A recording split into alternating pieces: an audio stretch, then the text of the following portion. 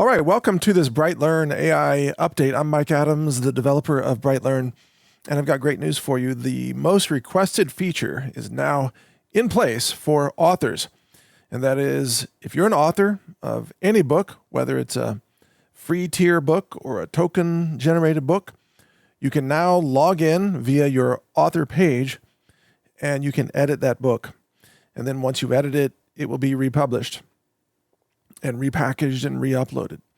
So by editing the book, you can edit any subchapter, you can add references, you can remove references, you can essentially add or delete any text that you want in any chapter or subchapter, both the main text area as well as the references. And then click save and then click republish. Here's the thing. If you have a free tier book, or frankly any book, you get one completely free republishing action. If you need to edit it a second time, then at that point we ask for another token from you. So again, one complete edit, complete republishing, no problem, no issue. The second edit requires a token, and any edit beyond that requires a token. And the reason we needed to do that is because it takes resources to republish and re-upload and compute resources, bandwidth resources, etc. And it's recreating the PDF file, which takes CPU resources. So we couldn't have a situation where everybody would just make one little edit and then click republish and then come back 10 minutes later, make another little edit and click republish. Like that would jam up the system. So we're trying to encourage users to do all the edits you want in one session and then click republish. And then it's still, even at that point, it can take anywhere from a few minutes to several hours for those changes to take effect and to be seen on the public site and in the PDF, etc. So really what happens behind the scenes is that when you click republish, it gets put into a queue. It's a republishing queue. And that queue then grabs your book, re-renders all the static pages, all the PDF, uploads it, tests the upload, makes sure it's working, etc. The thing is, that packager is also dealing with new books that are coming through the system from authors that are submitting new books. And so the packager gives preference to older books first, by the way. But if there's a lot of new books that have just come in, then the packager might be busy for a while. It might have to catch up. So just give it some time, have some patience with the process. And also, if it's slightly glitchy in some way, let me know. Remember, it won't actually use a token unless you finish and click republish more than once. So for most authors, they don't even need this at all. But many authors were requesting it, and so we put it in. And if you're using the book for your own maybe promotional purposes, or you're using the book to maybe as a personalized gift to someone you know, you can add your own personal message to the book, or you can add your own websites to the book, especially if you're using it promotionally to... a lot of people are using these books as sort of free giveaways for things that they're selling, like an online course or a seminar or a product or whatever the case may be. Having a good digital bonus item that's downloadable is a really great and smart, effective way to conduct a lot of, advanced marketing. And people love to download the books and have them and have all that knowledge available anytime they want it. So you can use the editing feature to achieve that. Okay, the other thing that we've added is you can now delete your book. So previously we had allowed you to request a delete, but then that required another person to review those requests. And we wanted to make sure there weren't security issues where somebody could hack the system and just delete everybody else's books. And that's why it was that way temporarily. But now it's no longer that way. So you can directly delete your book if you wish to.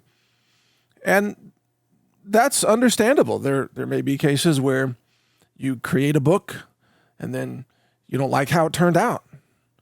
So you can hit delete and then you can try again, especially if it's a free tier book. Now remember that it's a limit of 3 books per day per email address, but that's plenty for most people. If you run out of your 3 uses today, you can wait till tomorrow and try it again. And then the other thing that we've done is you can request a regeneration of the book cover art.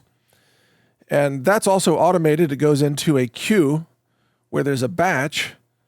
There's a processor that then regenerates the cover art for the books that have requested that. And that could take, depending on the queue, it could take a few hours, or it could happen in a few minutes. The reason we did that is because a lot of people are realizing that their cover art contains typos, which I was warning people about that. In fact, after the cover art generation, when you create a book, it says, have you checked your cover for typos? Because there's a lot of typos, especially in the free tier books that are created without tokens. And the reason for that is because that uses a different engine. See, the token books are the more high-end books. It uses the most expensive art engine, which is actually quite expensive. We could not pay for that high-end expensive art engine for all of the free tier books, so we use the next best engine for the free tier. And that engine will have typos about 5 or 10% of the time.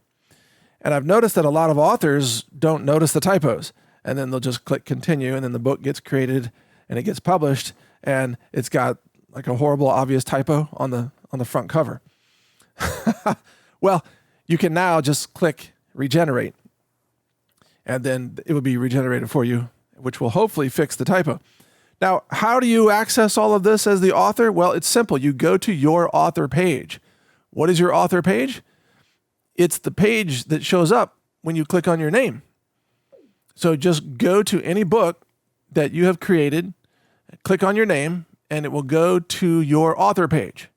And your author page will have a login link. It says author login. You may have to look for it, but it's at the top or near the top. And then you click on author login. And then you just enter your email address and the PIN, which is essentially your password. It's a 6-digit PIN that was emailed to you. And by doing that, you can log in and you can see your books, etc. And then, you can take all those actions that I just mentioned. You can delete a book, you can regenerate the cover, you can regenerate the book, etc. You can edit the book, all those things. So it will list all your books. And there are some authors at BrightLearn that have authored over 100 books. Did you know that? And it's not me. I've authored, looks like 43 books. And actually one of them I just created as a test. I was going to test the delete function, and I created the book. It's called Vibrant Vegetarian Tacos. And it's about how to have MSG-free vegetarian tacos. I was going to delete it, but then I realized this is a very useful book, and the cover art is amazing because it's got avocado wedges on it. So I decided to keep it.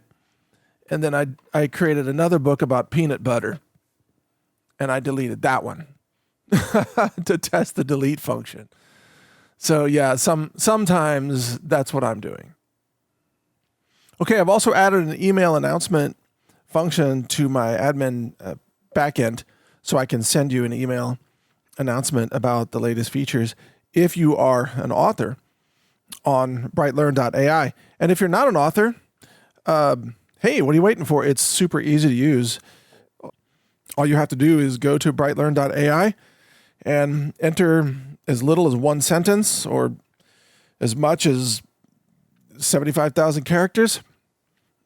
You could even paste in transcripts, articles, book chapters. You can paste in lists, anything you want. And whatever you paste in there will be used to create your book. So all that becomes your book prompt. And then the book prompt determines the table of contents, the book outline, and then all the writing and everything that happens, the cover art even, everything is influenced by your prompt. So all you have to do is just go there and start playing with it. Whether you have a token or not, you can use it for free with no token to generate shorter books, that is 3-chapter books, or if you have a token, then you can use your token and generate much longer books with better cover art. So all that is now in place. Okay, the next feature that I am working on right now is the personal digital library download feature, and it's getting pretty close. Here's how it actually works. You'll use the search function on the site books.brightlearn.ai. Use the search function, and you'll see the search at the top of the page. You can search there for anything you want, whatever topics you're interested in, like, I don't know, anti-cancer foods and herbs or whatever you want, or natural food for horses, or the gold and silver investment strategies. I mean, anything, quantum computing, consciousness, anything you want. And then it will bring back search results for you. And it'll show you all the books that match your search. And the feature that's coming is that right there will be a button that says, turn this search result into a downloadable personal digital library. Okay? How cool is this?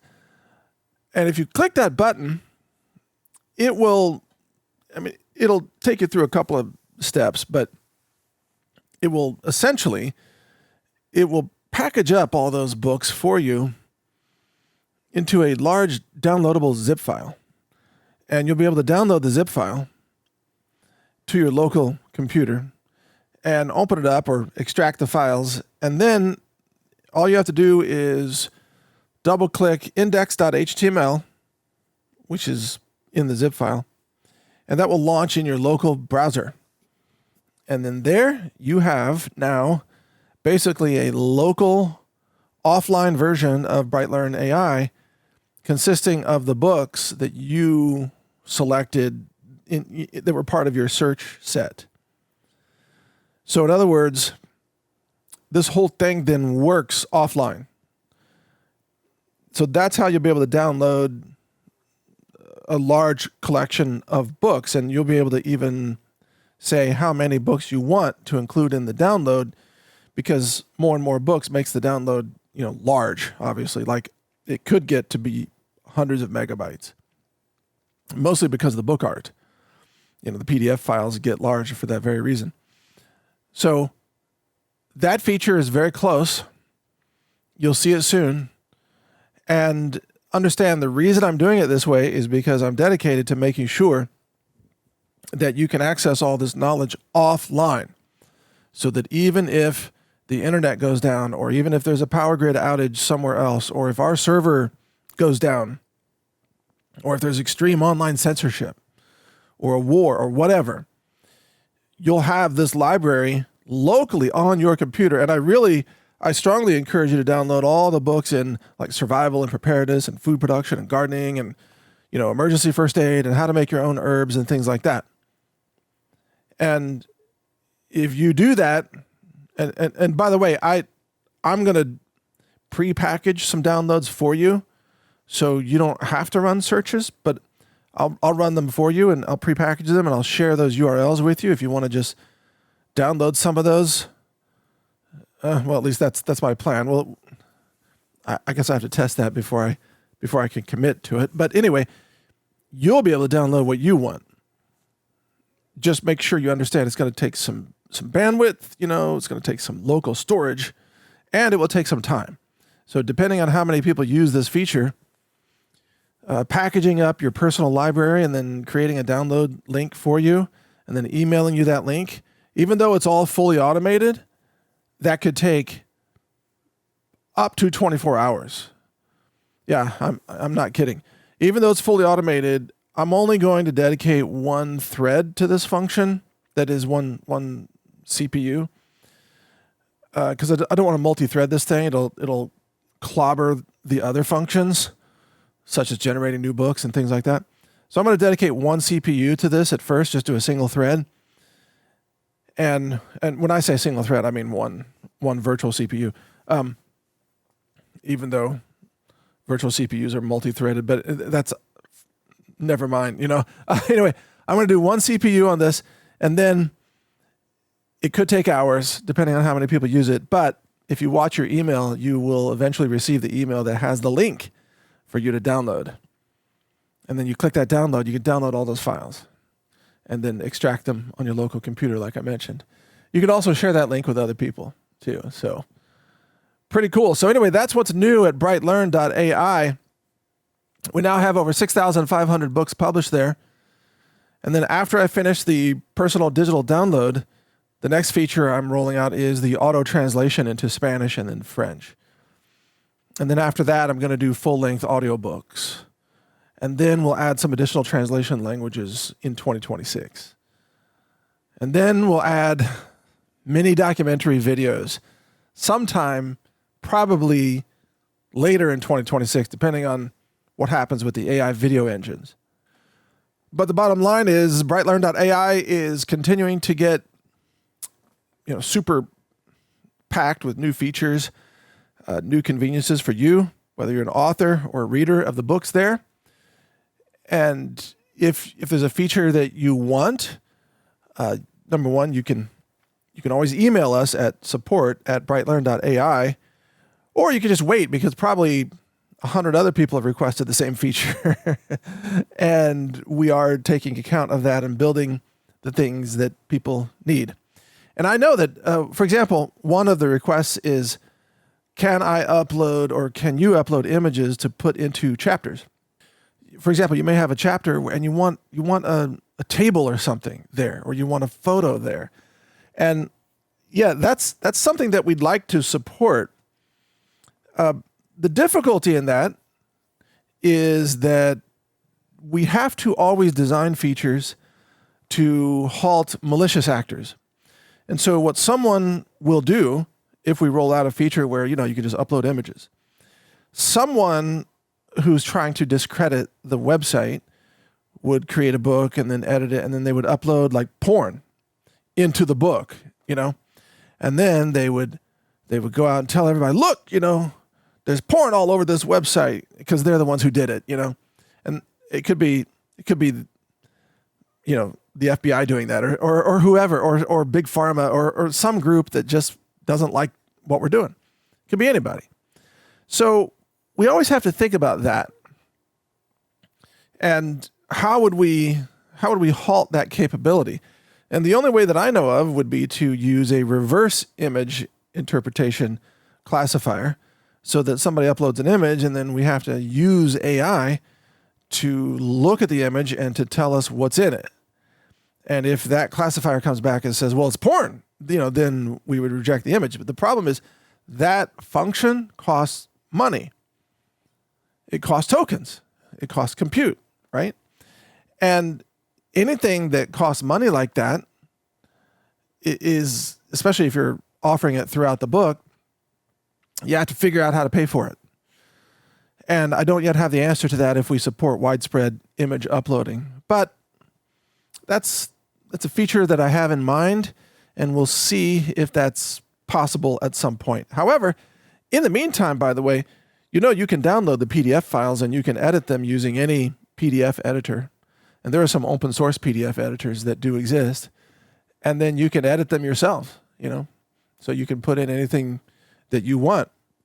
And just remember, just give credit to BrightLearn.ai as part of the Creative Commons attribution, which is the license under which we have published all these books. So enjoy using the tool, and thank you for all of your support. And please tell others about the tool, share all the information, use it, share the books. We're all about decentralizing knowledge for humanity. And I'm really hoping that more people will use it for nonfiction. There are a few fiction books on there. People have done like story time books and things for children, which is fine, but it's really designed for nonfiction books, sort of how-to books and knowledge and things that can help humanity move forward, especially censored knowledge. So use it. Don't feel bad about overusing it. If you use it a lot, that's great. We encourage that. And tell others about the engine and tell others about the books to download, and we will continue to build BrightLearn.ai, more features, more awesome stuff coming. So thank you for your support. I'm Mike Adams. Oh, by the way, if you do want to support us financially, so to speak, there are two things you can do. One, you can shop at healthrangerstore.com. And when you shop there, every purchase helps support the engine because Health Ranger Store is donating most of the compute that's used by the engine. Secondly, when you shop at healthrangerstore.com, you'll also receive loyalty points there at that website, and you can swap those points for book tokens. It's 300 points per token. And you get these points automatically. Basically, when you make a purchase at healthrangerstore.com, you get about 5% back in the points. And so you can swap those points for tokens. Also, if you just create an account at healthrangerstore.com with the Loyalty Lion program there, just create an account with your email address, you get 300 tokens instantly that you can use for a book token. Or I should say 300 loyalty points that you can trade for one book token. So again, you can just go there and create an account, and then you have a token to create a book. So take advantage of all of that, and thank you for all your support. I'm Mike Adams, the developer of BrightLearn.ai. Take care. Stock up on the long-term storable Ranger Bucket Set. 536 servings of clean organic superfoods for your survival pantry. Certified organic and lab tested for purity. Order now at healthrangerstore.com.